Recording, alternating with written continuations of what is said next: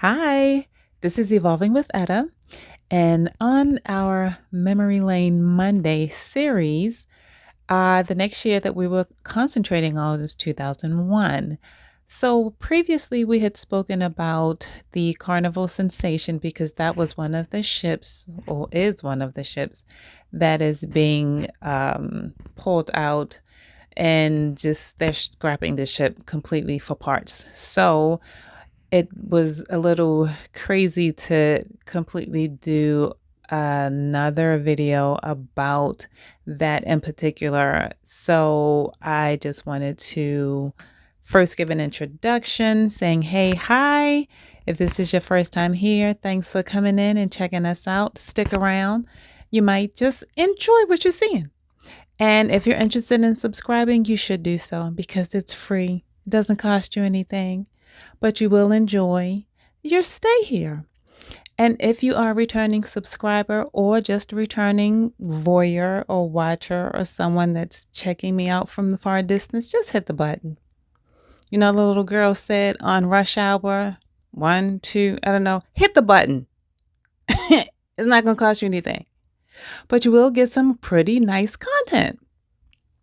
So, anyway, thank you for coming in and checking us out. So, here is our talk on the Carnival Sensation from 2001, just after 9/11. I hope you enjoy and leave me some comments. Let me know exactly, how did you feel on your first cruise? It wasn't my first cruise, but it was our first cruise together, and it was Howard's first cruise. He was ecstatic. So to not go on a trip that he was excited about and had paid for was out. We were definitely going on that ship. So tell me all about it, and I'll chat with you later. It's all about the sensation and our memories with the sensation during September 2001. That's why it's such a significance to us because it was at such a time. And it's the celebration that we was on the sensation. And it was our first cruise together. We always do first. We always do first. Remember how we had the list of first and all What that? year was the 9/11? 2001. 2000. 2000. We had mass. Yes. But the big thing that they do not do anymore was the midnight buffet. Right. Oh my God. I know you remember how we had to first go through to take photos and people were Right, I remember. people was like, right, make a plate. Then you had to go out later and then come back. Right. And that's when, so this is basically all about That first. being able to get on the Carnival Sensation. And that ship is no longer a ship. They're scrapping it. That's the guy that said, you want to Vacation. Oh, man, you just said that right. All right. Okay. You ready? Okay. All right. Hi, everyone. This is Evolving with Etta, and I have Howard here with me today. Hey, Howard. Hello, Howard. So, this is our ode to the Carnival Sensation. That's a ship that's about to be scrapped. And we just wanted to give the significance of why it meant so much to us to be on the Carnival Sensation. What a sensation. Yes. So starting off, I'm a Take your time. I'm a pack rat. I keep everything. So I have our Carnival Capers from the Carnival Sensation. Can't see it in the movie. It's okay because I do it in my editing. And it's from September 16th, 2001. So, first of all, we'll talk about my hesitation to go. 5 days after 9/11. It was his first cruise, so I was being selfish to not want to go. And he was like, look, if anything I put my money us, out. That's what it is. I'm a money man. And if anything happened to us, so what? I mean, it is what it is. Yeah. It is meant to be. You know, what's going to happen is going to happen. Right. And they were saying this was the safest time to travel because when everything was so secure. They said. Well, yeah, until we got to the The airport, people walking in and out of the. Oh man, it was a How mess. about that lady that kept walking away from the desk, the door? Yeah, it wasn't no more secure than before 9/11. Yeah, that was I had security with me. I had security with me, so we were okay. But just not I knowing, observed. I was observing everything. right? Not knowing what was going to happen while we were actually But on the the plane. airports did not take it no more secure than before 9/11. Yeah. So that was a trip. Yeah, I had major issues with wanting to go. Right. Because I at the time was working for an attorney and he was a very prominent attorney where we live. And so he just had this thing. He said, look, Etta, do you want me to call your travel agent? I can get this thing off and done. I mean, this is 5 days before 9/11. We're leaving. And I was nervous. I'm like, yeah, I don't think I want to go. But then I was being so selfish because it was his first time. And I talk about, cruises for a lot. And he's like, well, I pay my money. I want to go. We going on this trip. So, and my sister and her husband were to meet us in New Orleans on her birthday, September 22nd. So, down New Orleans. Yes. So, unfortunately, that didn't happen because they were letting people cancel flights, cruises everywhere all day. So, I wound up saying, no, don't cancel because we need to go. I was very pro to go because Yes. I don't like to be intimidated, and I didn't. What the heck? It was The life I lived a long time anyway. I wasn't going to let that stop me. Yeah. So we just got to the point where we're like, look, we're taking this trip and we're going to have a great time. Yes. So we did. And, like we were saying on the flight, the people moving around a lot and every movement, people getting up and not standing in their seats, man. You talk about paranoid. I'm sitting there like, I wasn't. They just need to sit down. They just need to be still. I'm like, oh my God, because they took the planes with weapons and with whatever they say, plastic knives, forks, whatever. But they took the planes, so I didn't want to be taken on a plane. And unfortunately, plus the door to the cabin where the pilot was, just kept opening. They kept opening. Wasn't no closing. security. I'm telling you, we was at the air. I ain't see nothing that was secure. That security was lax. It just 9/11 occurred, and the flight cabinet, it was in and out. The door was cracked open. Just a mess at the airport wise. It was a mess. It was pretty bad. So I was just nervous on that flight. I was super, super nervous. But once we landed in Tampa, I was good. Everybody's waiting for my family's like, call me, text me, call me. So they were all waiting to be contact. And then so once I finally finished, telling everybody we'd arrived, we finally relaxed a little bit. I was tense as hell. I was. So, but then we saw that ship. Oh my God. Anybody that's cruised, when you see that ship, it's heaven. Vacation is about to begin. Plus, it's my first cruise. It wasn't her first cruise. Yes. But anytime you cruise, it feels like your first one because you're so stupid excited. So, yeah. So when we got it together, got stuff in our room, and this was the first time that I done. This was my second cruise, but we did a ocean view, so it wasn't like no walkout balcony or anything like that. So we spent a little bit of time in the room, mostly to sleep and take our little afternoon midday naps. siestas. Yes, because your excursions are so early in the morning. Yeah, you gotta get up in the morning to go on them excursions. Come back and get your nap in.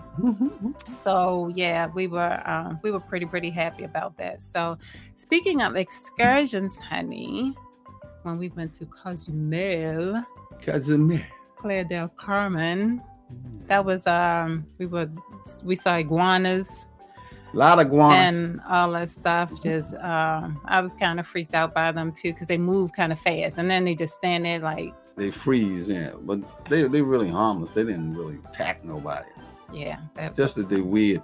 If you looked at old movies from the 50s, they use iguanas as monsters chasing people and stuff. So. That's the first Godzilla. Yeah, right. Godzilla. So what was your memory when you first got on the ship? What's the first thing you thought about? Well, it was just, I never been on a ship. I heard about ships, and I'm in my 50s, and this is the first time I've been on a ship. So I was very excited, but I didn't take all that 9/11 personal on my vacation. And the ship was like half full. Man. They were trying to just make, but one thing I will say they made is so much fun.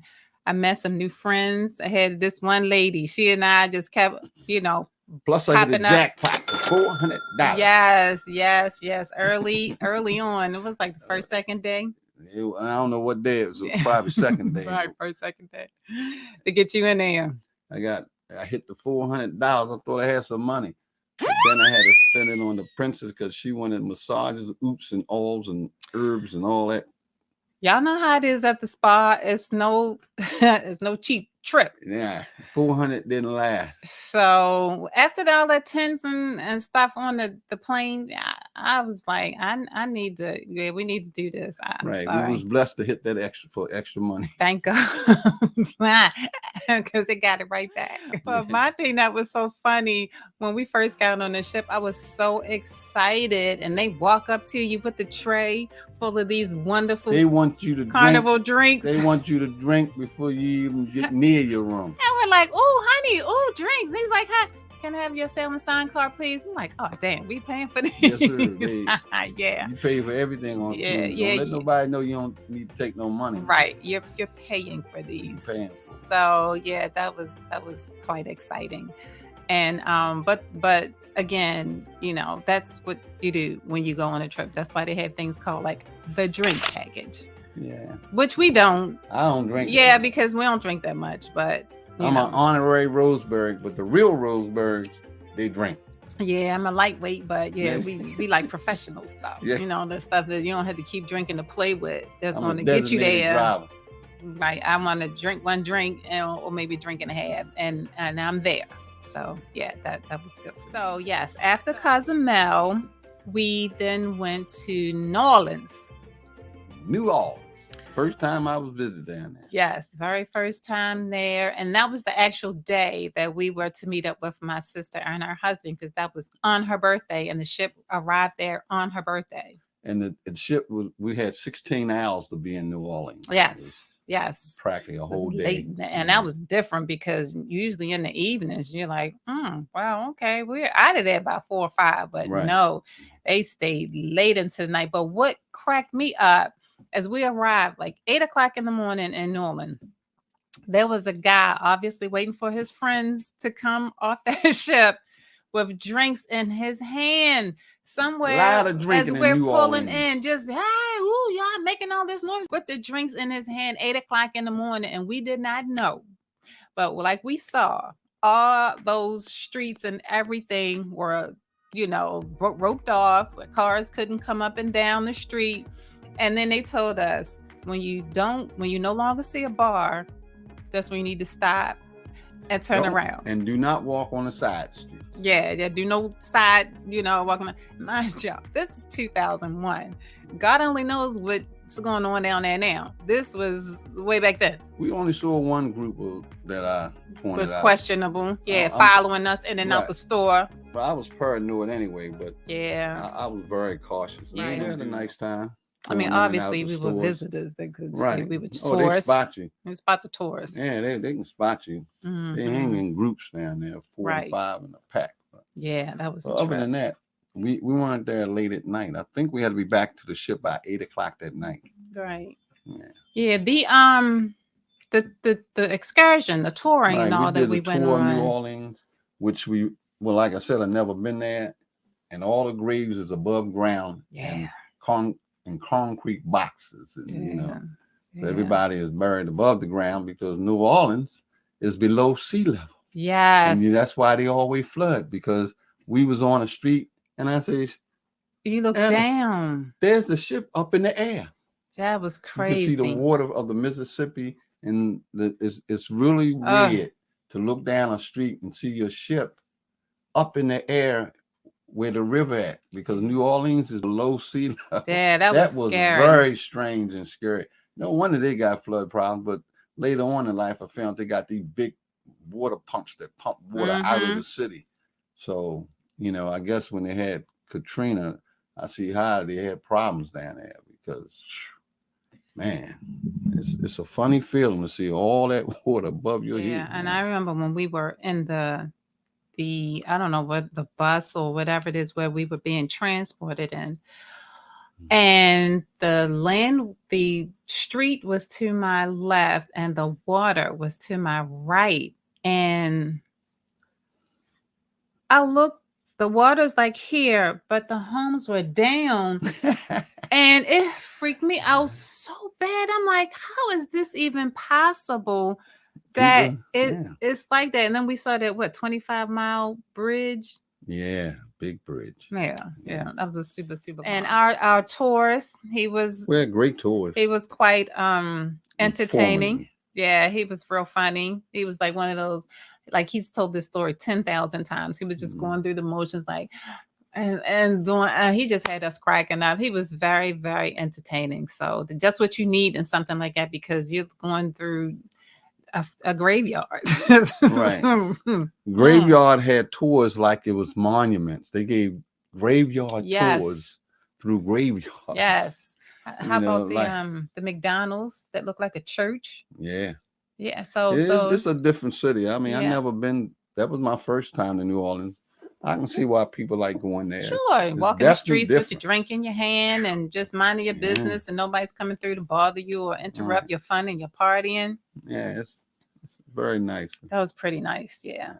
We thoroughly enjoyed that. And the big old tall homes, and of course the French Quarters. We got to see how we ate. Where we go, we eat. So we went out into the little artsy district area where they were painting and dancing, and people were singing and playing instruments. So, it was a very good trip. That was nice. So after we left New Orleans, there was a deck party, and it was a Mardi Gras deck party. So yes, everybody were in their masks and they were playing, they weren't playing like regular the calypso. Right. They were playing, like other different kind of sound of music. So I was like, well, they're not playing just the cruise music regularly no more. So they were just getting into the theme of things. So that was through years experience, even though this is our first cruise, the Lido deck is where all the party and the fun is. Yes. It's so much fun. Yes. That's why it was weird to see on Royal Caribbean when they did everything inside. Yeah, and not out on the Lido. You followed that, I didn't follow. When we went, then they had the parade. Because Royal Caribbean, the ship's so big. Yeah, everything. You think you're on Park Avenue in New York? Yeah, shucks. That's why they did everything on the avenue. They had a parade. Yeah. On inside the ship. That was crazy. It's unbelievable. You're talking about a huge ship. Mm-hmm. Oh man. That was the Oasis. That's when they start sleeping outdoors. No, I started sleeping outdoors when we were on the second cruise. Carnival. Yeah, but the first cruise we didn't have a deck. So right, all through Carnival. But yeah. Once we start getting balconies. The one after that was the Miracle. Right. Yeah. So quiet. She sleep outdoors. I be indoors. The balcony. I definitely love sleeping outside. So, but the icing on the cake on this trip was the midnight buffet. The midnight, yeah. Which they no longer even they didn't have after that. That was the last time. And the big deal of it all is they know that the spread is so extravagant that they allow you to come through for photos first. It's about a 30-foot table, maybe longer. Jeez. And then it's like, you just walk around. It's crazy, like you're going to a museum. And you walk to the other side. It was nuts. And you know me, I was right there with my camera. photographing it all. And I'm one of the ones that would always have the movie camera and pictures, the regular. So yeah, I was enjoying all that. But he physically enjoyed all of that. Oh yeah, that food. Oh man, shrimp must have been 4 inches long. I'm a shrimp eater. Boy, they fabulous layout. Fabulous. That was this one that had shrimp all across the top, just fanned out as if to say, "Come eat me." Yeah, well, they fixed the food in some kind of design, so that really made. That's why it was such a photogenic. Yes, very attractive. Yeah. So all in all, we're just saluting the carnival sensation. Saluting the carnival. Because they're about to scrap no that more baby. Sensation. And that was a real big deal for us to be on that ship because, almost don't count. But we kind of almost didn't make it. And that would have been the only one true time that we, would have. I felt secured to go. Yeah, you sure did. Obviously, I got there eventually. But it just wasn't like, yeah, come on, like now people, it's hesitance now because of with things that are going on. I'm hesitant. So, see, and there you go. So, all right, honey, you have anything else you want to add? Well, over then, I can't wait to 2023 so I can get her on a cruise so she can stop aggravating me about cruising. Love y'all all. And if you like that, check this one out. To evolve is to live.